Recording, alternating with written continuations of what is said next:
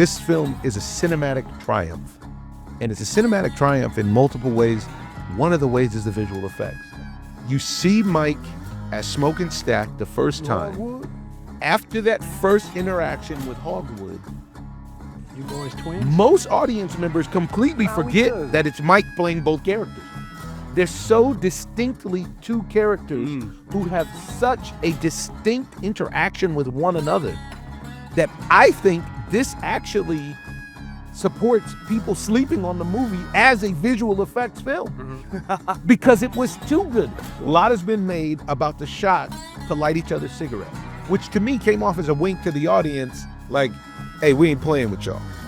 My whole thing was I wanted to use that shot to cement the believability of the twins. And it worked. You know, like how Succeeded. so my whole pitch was like, let's do this the way that all our peers would say, you're absolutely batshit crazy. This is not how. There's no way you can do this. Yes, I mean that. Yeah. You know, like to a point where like we're gonna do exactly what no one else would expect us to do because it's just too hard. Yeah. You know, so what you would normally do is have that whole shot play out with a body double. Yeah. And then replace the head of the body double as the cigarette is handed back and forth and all of that. And that's exactly what we did not want to do. But I had a feeling that it would make a big difference to see Michael full body for both Smoke and Stack.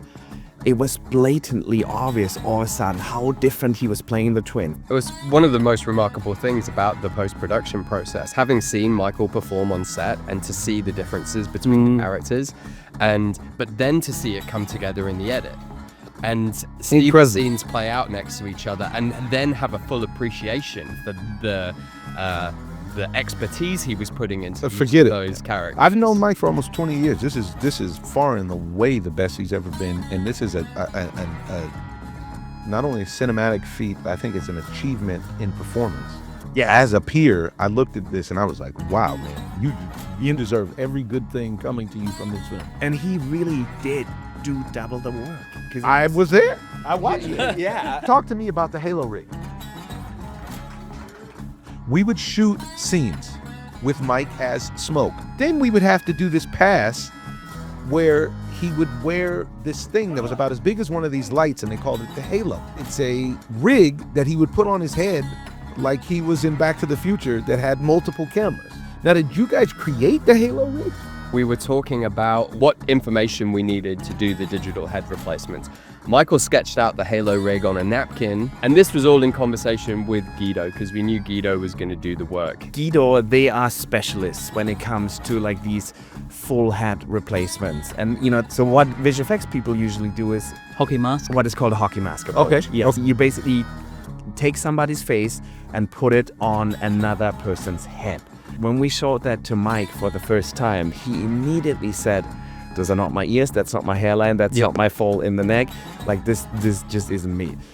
And then we were like, oh, I mean, yeah, makes perfect sense because Mike is not just an actor, but he's a director as well. Yeah. He has directed himself. So unlike me, he knows what his ears look like. He knows what it looks like from over his shoulder. He knows all the angles. Exactly. So that was the first moment where like, oh, this is going to get a little bit more complicated because we're going to have to replace his entire head.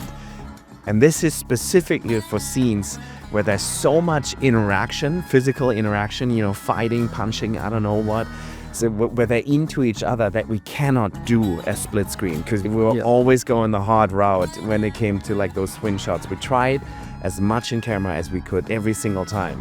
So one parameter that we knew, and I think that was new for you guys as well, was we need full heads. Yep. And then the second thing was that Ryan kept telling us, look, we're here because of Michael B. Jordan. Michael B. Jordan's the guy who keeps us all employed because, you know, people want to see him. And so whenever we do this, it has to be his performance and not somebody else. We have to service him, You know, and that's the other thing with the hockey mask approach, because normally when visual effects people do that, then it's usually the performance of the double.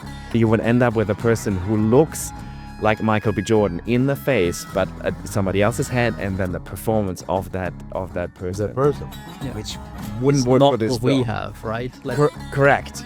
So those were two non-negotiable parameters at that point in time.